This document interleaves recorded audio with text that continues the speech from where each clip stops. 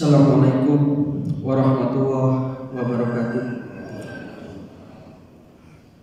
Alhamdulillahirabbil alamin wal aqibatu lil muttaqin wala udwana illa 'alal zalimin. Asyhadu an la ilaha illallah wahdahu la syarikalah al maliku haqqul mubin wa asyhadu anna muhammadan abduhu wa rasuluhu shadiqul wa'dil amin.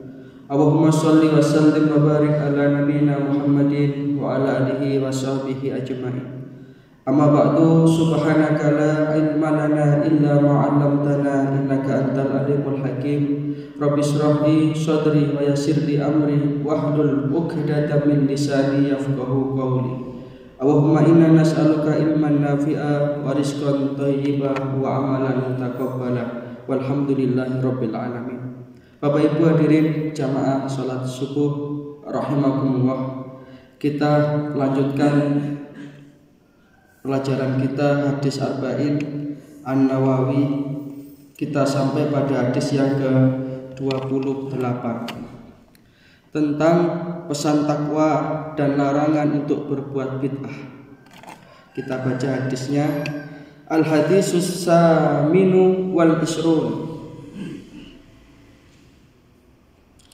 An Abi Najihil Irbadi ibni Syariyah radhiyallahu an qala wa'adana Rasulullah sallallahu alaihi wa alihi wasallam mau'idatan wajilat minhal qulub wa darifat minhal uyun fakulna ya Rasulullah ka'annaha mau'idatun muwaddi'in fa'ausina qala usikum bitaqwallahi azza wa jalla was-sam'i wat-tha'ah wa in ta'ammara 'alaikum 'abdun fa innahu may ya'is minkum fa sayara ikhtilafan katsira fa 'alaikum bi sunnati wa sunnatil khulafa'ir rasyidin al-mahdiyyin addu 'alaiha bin nawajid wa iyyakum wa muhdatsatil umur fa inna kulla bid'atin dhalalatun. Rawahu Abu Dawud wa Tirmidzi wa qala hadisun hasanun sahihun. Hadis dari Abu Najih Al-Irbad bin Syariyah radhiyallahu an, beliau berkata bahwasanya Rasulullah sallallahu alaihi wasallam memberikan nasihat kepada kami dengan nasihat yang membuat hati kami semua tergetar dan mata kami tanpa terasa meneteskan air mata, menangis. Maka kami berkata, ya Rasulullah, sepertinya ini adalah wasiat dari orang yang akan berpisah. Maka berikanlah wasiat kepada kami. Kemudian Rasulullah SAW bersabda, aku berwasiat kepada kalian agar bertakwa kepada Allah Subhanahu wa taala, mendengar dan taat meskipun kalian dipimpin seorang budak. Sungguh orang yang hidup di antara kalian sepeninggalku, ia akan melihat perselisihan yang banyak. Oleh karena itu wajib atas kalian berpegang teguh kepada sunnahku dan sunnah khulafa'ur rasyidin, yang mereka adalah al-mahdiyyin, orang-orang yang mendapatkan petunjuk. Maka gigitlah sunnah tersebut dengan gigi geraham kalian, serta jauhilah setiap perkara yang diada-adakan, karena setiap bid'ah adalah sesat. Hadis riwayat Abu Dawud nomor hadis 4607, At-Tirmizi nomor hadis 2676, dan hadis ini derajatnya hasanun sahihun. Para jamaah sekalian, luar biasa sekali. Dalam hadis ini ada beberapa pelajaran penting. Sesuai dengan terbatasnya waktu, mari kita ambil poin-poinnya. Yang pertama adalah dalam hadis ini Rasulullah SAW memberikan satu nasihat yang cukup menyentuh di hadapan para sahabat beliau. Jadi satu di antara kelebihan yang diberikan oleh Allah Ta'ala kepada Rasulullah itu adalah jawami'ul kalim. Jadi Rasulullah itu ucapannya singkat, padat, dan membawa kesan yang mendalam di hati para sahabat. Sehingga nasihat Rasulullah itu mempunyai pengaruh yang sangat kuat. Bahkan sahabat itu merasa bahwa ketika itu Rasulullah menyampaikan satu pesan yang tidak sebagaimana biasa. Ya Rasulullah, ka'annaha mau'idatun muwaddi'in. Ya Rasulullah, apa yang Anda pesankan ini tadi seolah-olah adalah merupakan nasihat perpisahan. Maka beri kami nasihat pamungkas ya Rasulullah. Nah, ini luar biasanya Nabi dan juga luar biasa para sahabat di dalam menyimak apa yang disampaikan oleh baginda Rasulullah Shallallahu Alaihi Wasallam. Kenapa Rasulullah Shallallahu Alaihi Wasallam demikian membekas apa yang beliau ucapkan? Satu di antaranya beliau adalah orang yang memang satu antara hati dengan ucapan beliau, sehingga apa yang beliau sampaikan berasal dari hati nurani beliau. Maka yang beliau sampaikan pun akan diterima dengan hati para sahabat, akan membawa kesan yang baik. Dan Rasulullah SAW selalu membina umat, menyampaikan nasihat kepada umat dengan penuh kasih sayang. Beliau tidak pernah memvonis, beliau tidak pernah menyalahkan orang, tetapi kasih sayang inilah yang mendasari beliau di dalam membina umat ini, sehingga umat pun akan mampu membekaskan apa yang beliau sampaikan di dalam hatinya. Di samping itu juga ini menunjukkan betapa kebersihan hati para sahabat, sehingga nasihat-nasihat kebenaran itu akan sampai. Karena nasihat itu bisa datang dari siapapun, tapi hakikatnya nasihat itu datang dari Allah Subhanahu wa taala. Maka fadzakir fa idza dzikra tanfa'ul mu'minin. Setiap peringatan, setiap nasihat itu akan memberi kemanfaatan bagi orang-orang yang beriman. Kemudian hadis ini juga mengandung pelajaran tentang bagaimana pentingnya pesan takwa. Jadi Rasulullah begitu dimintain nasihat yang pamungkas, beliau menyatakan usikum bitaqwallahi azza wajal. Aku pesankan kepada kalian jaga takwa. Karena inilah hakikat kita hidup. Sesungguhnya hidup kita ini adalah perjuangan untuk menggapai ketakwaan. Jadi tidak ada kematian yang lebih indah selain kematian di dalam nilai-nilai takwa, yakni sebagai orang yang betul-betul imtisalil awamirillah wajtinabin nawahi, semata-mata menjalankan perintah Allah Ta'ala dan meninggalkan larangannya. Termasuk puasa yang sebentar lagi akan kita jalankan, ini dalam rangka menjadikan kita itu insan-insan yang muttaqin, yang bertakwa. Setiap khotib dalam khutbah Jumatnya selalu berwasiat takwa. Bahkan wasiat takwa ini termasuk rukun dari khutbah Jumat. Yang terakhir yang perlu kita pelajari dari hadis ini adalah tentang bagaimana bahayanya bid'ah.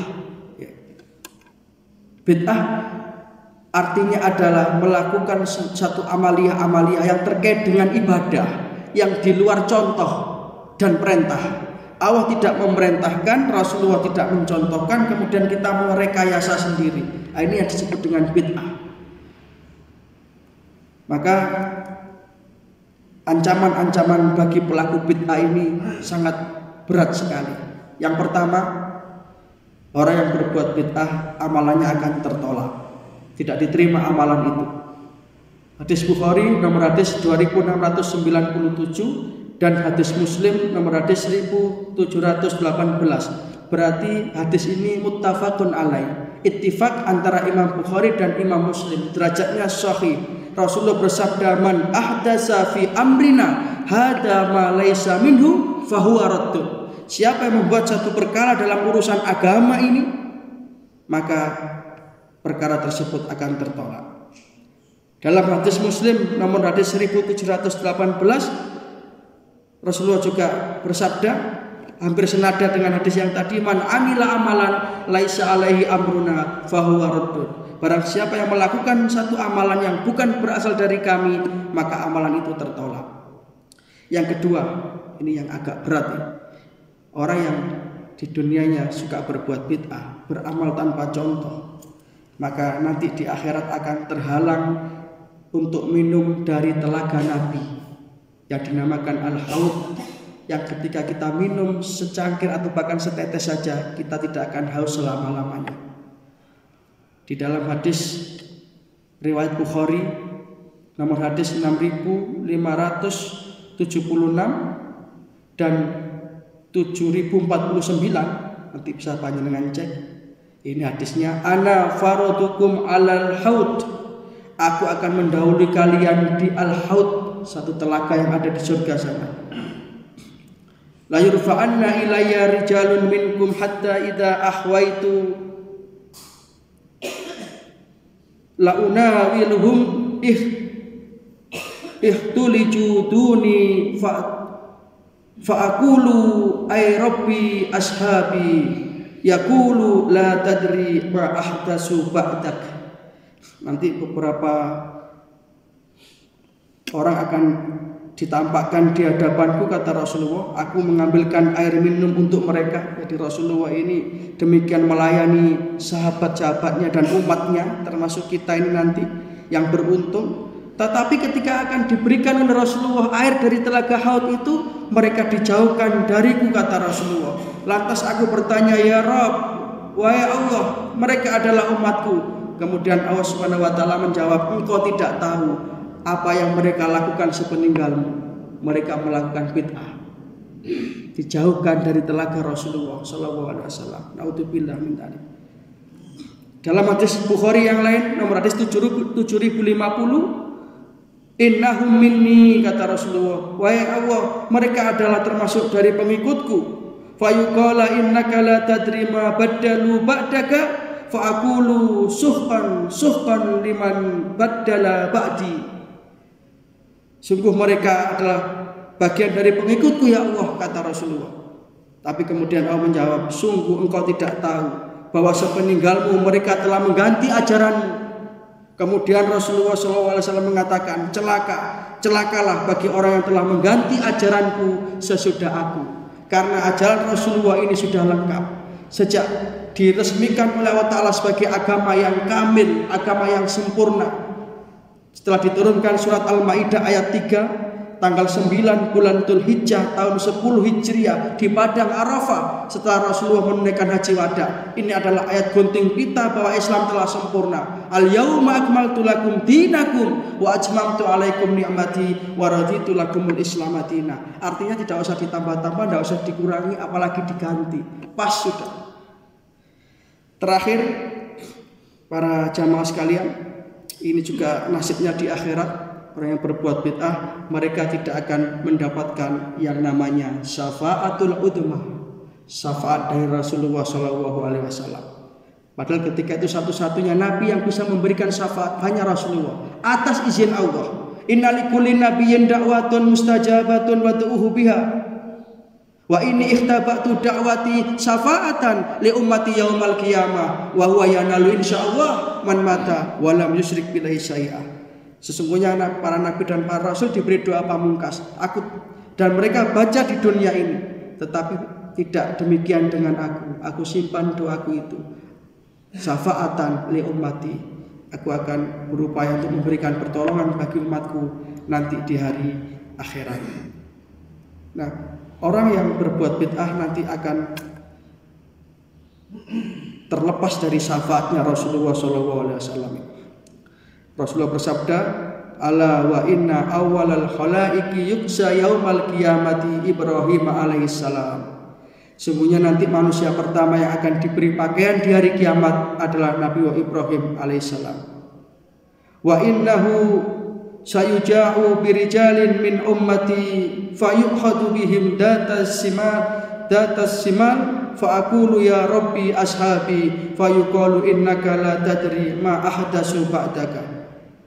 Dan nanti ada sekelompok umatku yang dihalau ke sebelah kiri, digiring oleh Allah Ta'ala ke sebelah kiri. Kemudian Rasulullah bertanya, wahai Rasulullah, ya Rabb, wahai Allah, mereka adalah para sahabatku.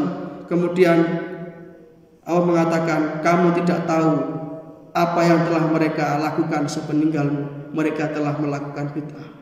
Wal'iyadzubillah, naudzubillah min dzalik. Mudah-mudahan kita konsisten dan konsekuen mengikuti ajaran Rasulullah SAW. Demikian para jamaah sekalian, Ini adalah hari Ahad terakhir di bulan Sya'ban. Insya Allah besok kita sudah melakukan sholat tarawih, dan Selasa kita mengawali siam Ramadan. Mari kita tata niat kita, mudah-mudahan kita diberikan karunia usia yang panjang oleh Allah Ta'ala, sehingga Ramadan ini bisa kita nikmati, bisa kita lewati, dan bisa kita isi dengan amalia-amalia ibadah, dan kita bisa menuntaskan Ramadan ini sebagai insan-insan yang bertakwa. Dan insya Allah nanti di masjid kita ini tetap ada kultum, karena Ramadan mungkin durasinya agak kita perlama. Jadwal kuliah subuhnya tetap, di samping nanti insya Allah juga ada kuliah taraweh. Mudah-mudahan kita senantiasa mendapatkan taufik dan hidayah, amal ilmu rezeki yang barokah, dan akhirnya kita memungkasi perjalanan hidup kita ini dengan membawa iman Islam husnul khotimah. Ada kurang lebihnya mohon maaf. Kita tutup dengan doa kafaratul majelis. Subhanaka Allahumma wa bihamdika asyhadu an la ilaha illa anta astaghfiruka wa atubu ilaik. Assalamualaikum warahmatullahi wabarakatuh. Innallaha wa malaikatahu yusholluna